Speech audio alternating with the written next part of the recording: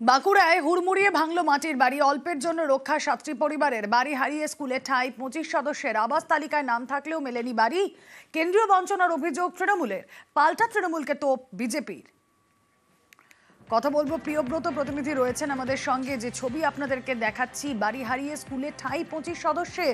কেন এই অবস্থা, প্রিয়ব্রত আরো ডিটেলে জানাতে পারবেন। প্রিয়ব্রত, দেখুন, গত কয়েকদিন ধরে কিন্তু বাঁকুড়া জেলা জুড়ে ব্যাপক বৃষ্টি হচ্ছে এবং সেই কারণে এই যে কাঁচা বাড়ি, দোতলা কাঁচা বাড়ি, সেই কারণে কিন্তু ভেঙে পড়েছে। এবং গতকাল বিকেল থেকেই মোটামুটি একটু বাড়িটা আশ দিচ্ছিল যে হয়তো ভেঙে পড়তে পারে। সেই কারণে অবশ্য যারা বাসিন্দারা রয়েছেন, ৪টি পরিবারের ২৫ জন বাসিন্দা, তারা কিন্তু সময় মতো বেরিয়ে আসতে পেরেছিলেন এবং তারপরেই বেরিয়ে আসার পরেই হুড়মুড়িয়ে চোখের সামনে দেখেন যে বাড়িটি ভেঙে পড়েছে। এই যে ২৫ জন সদস্য, তারা কিন্তু বলা চলে যে গৃহহীন হয়ে পড়েছে।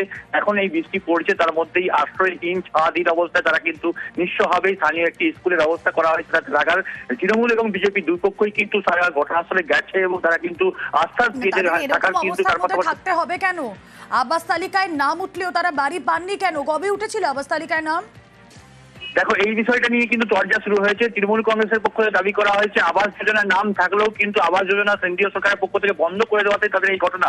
যদি আবাস যোজনা পেয়ে যেত সেক্ষেত্রে কিন্তু এমন অবস্থা হতো না। এবং বাড়ির যারা মালিক বা বাড়ির যারা সদস্য, তারাও কিন্তু দাবি করছেন যে আবাস যোজনার নাম ছিল, কিন্তু তারপরেও তারা আবাস পায়নি। অন্যদিকে তৃণমূল বিজেপি কিন্তু দাবি করেছে তৃণমূল কংগ্রেসের অস্বচ্ছতার কারণেই আবাস যোজনা বন্ধ করেছে কেন্দ্রীয় সরকার, আর সেই কারণেই এই পরিবারগুলিকে আজকে এইভাবে কাজ হচ্ছে, মাথা গুঁজতে হচ্ছে স্কুলে। কিন্তু আগামী দিনে তারা কোথায় থাকবেন বা আগামী দিনে তারা কোথায় খাবেন বা এখনই কি আবাস যোজনা তাদের কাছে পাওয়া যাবে কিনা, সেটা নিয়েও সংবিধান হয়েছে এবং তারা চিন্তায় রয়েছেন। তারা কিন্তু ক্ষোভ ব্যক্ত করেছেন মিডিয়ার সামনে। ওই সকালবেলায় আমরা সব উঠলাম পুরো ফ্যামিলি, দিয়ে দেখছি যে একটু একটু ছাড়ছে। এত ভাবতেও পারিনি যে আজকে বাড়িটা ধসে পড়ে যাবে। আপনারা কি চাইছেন? আমরা বাড়ি চাই। আপনারা বাড়ি পাননি? না, নাম ছিল খুবই প্রয়োজন ছিল আমাদের বাড়িতে। জিনিসপত্র কিছু বার করা হয়েছে, সব বার করতে পারা যায় না। রাতের বেলায় হলে মানে ক্ষতি হতো, মানুষ মরে যেত। বাড়ির জন্য আবেদন করা হয়েছিল, হয় না তো এখনো। বাড়ি পাননি? না। আপনারা সকলেই জানেন যে প্রধানমন্ত্রী আবাস যোজনার তালিকা ডিলে করে দেওয়ার জন্য, দেরি করে দেওয়ার জন্য তারা ঘর পায়নি, অনেকেরই ঘর পায়নি। সেই সময়তে পরবর্তীকালে বিজেপি বারবার চেষ্টা করেছে যাতে সে সমস্ত ঘরগুলো না হয়, তার জন্য তদন্ত করিয়ে অনেককে বাদ দিয়েছে। আজকে ডিলেটা হয়েছে কিসের জন্য? প্রথম তো ভাবতে হবে আবাস যোজনার ঘরটা বন্ধ হয়ে গেছে।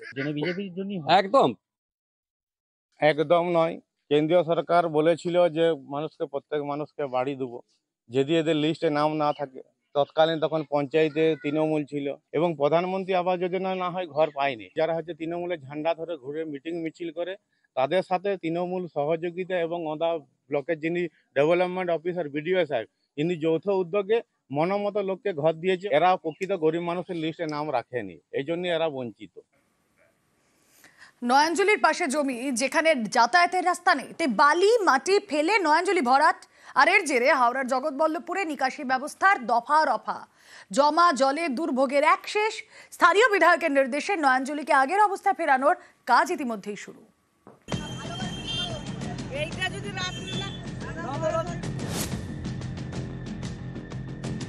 নয়াঞ্জলি বুঝিয়ে তৈরি হয়েছে রাস্তা, যাতে সহজেই জমিতে যাওয়া যায়।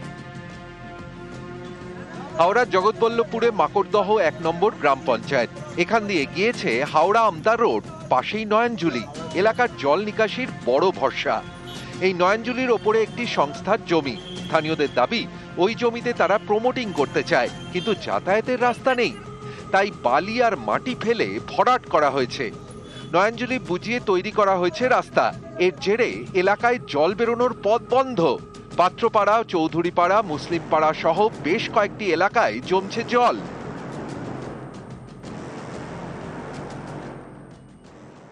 রাতারাতি এরকম বই করে দিচ্ছে, আমরা জলে ভাসছি।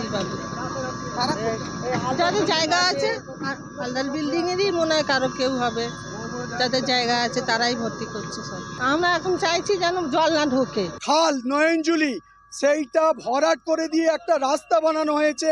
এর ফলে পুরো মাকড়দা মুসলিম পাড়ার ২১০ নম্বর পার্ট, ২১১ নম্বর পার্ট জলমগ্ন হয়ে পড়েছে। প্রশাসনের কাছে দাবি করছি কড়া হাতে ব্যবস্থা নিতে হবে। নয়াঞ্জলি ভরাট করা হয়েছে। অভিযোগ পেয়ে পদক্ষেপের নির্দেশ দেন জগৎবল্লভপুরের তৃণমূল বিধায়ক। এরপরই নয়াঞ্জলিকে আগের অবস্থায় ফেরানোর কাজ শুরু হয়। আমি প্রধানকে বললাম জেসিবি নিয়েছে মাটিটা তুলে দাও, আইসিকে ইনফর্ম করলাম, ভিডিওকে বললাম, ওই জন্য মাটিটাকে তোলা হচ্ছে। আমরা এই পুরো নয়নজুলিটা কাটাবো যাতে আর এই যে মুসলিম পাড়া থেকে এই চৌধুরী পাড়া থেকে এই যে 5-6টা বুথে যে জলটা জমে সেই জলটা জমা আমরা যদি কোনো মাঝখানে অবস্ট্রাকশন হয় সেটাকে ভেঙে দিয়ে আমরা জল নিকাশি ব্যবস্থাটাকে ঠিক করব।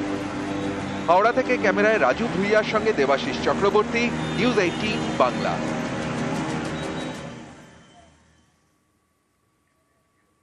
রেলের আন্ডারপাস তৈরির সময় ড্রেনের একাংশ ভেঙে বিপত্তি, আর সেই ড্রেন সারানো নিয়ে রেল পুরসভা টানাপোড়েন। এর জেরে বাঁকুড়ার নন্দী খালপাড়ে 2 মাস ধরে জল যন্ত্রণা, বাসিন্দাদের দুর্ভোগের এক শেষ।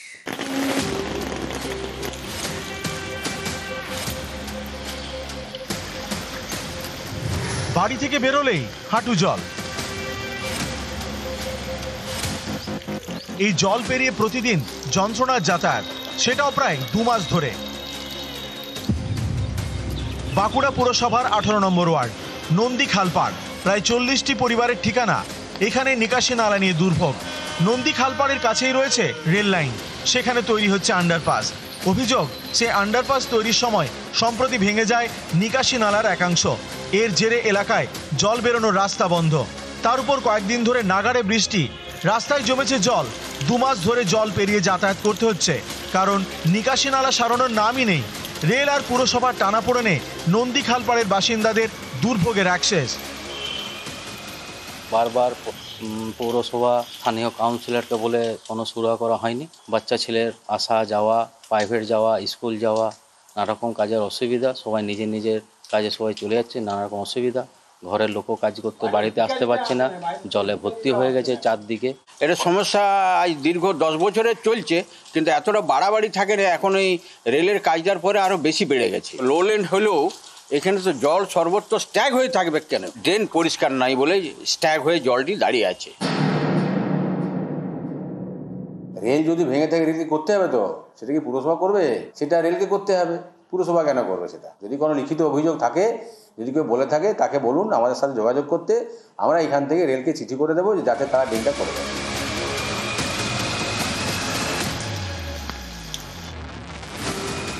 বাঁকুড়ার রেল স্টেশন ম্যানেজারের সঙ্গে যোগাযোগ করলে তিনি এ বিষয়ে কিছুই বলতে চাননি। অন্যদিকে ডিআরএম আদ্রার সঙ্গে যোগাযোগ করা হলেও তিনি ফোন ধরেননি। বাঁকুড়া থেকে প্রিয়ব্রত গোস্বামী, নিউজ 18 বাংলা। ফারাক্কা ব্যারাজে তার ছিঁড়ে বিপত্তি, ট্রেন স্টেশনে ঢোকার আগেই ছিঁড়ে পড়ল তার। ব্যারাজের উপরই আটকে আজিমগঞ্জ প্যাসেঞ্জার ট্রেন। যে ছবি আপনারা দেখছেন, সকাল 8টা থেকে আটকে রয়েছে ট্রেন আটকে পড়ায় খুব স্বাভাবিকভাবেই চরম বিপাকে নিত্যযাত্রীরা। কথা বলবো, প্রতিনিধি প্রণব রয়েছেন সঙ্গে। প্রণব, এখন কি অবস্থা? না, যোগাযোগ বিচ্ছিন্ন হয়ে গিয়েছে। ছবি দেখাচ্ছি আপনাদের, আটকে আজিমগঞ্জ প্যাসেঞ্জার ট্রেন। ফারাক্কা ব্যারাজে তার ছিঁড়ে বিপত্তি, ট্রেন স্টেশনে ঢোকার আগেই ছিঁড়ে পড়ে তার। ব্যারাজের উপরেই আটকে আজিমগঞ্জ প্যাসেঞ্জার ট্রেন। সকাল 8টা থেকে আটকে রয়েছে ট্রেন, আর খুব স্বাভাবিকভাবেই নিত্যযাত্রীরা বিপাকে পড়েছেন। ওই লাইনে বাকি ট্রেন চলাচলও আপাতত বন্ধ। ট্রেন স্টেশনে ঢোকার আগেই ছিঁড়ে পড়ল ওভারহেড তার।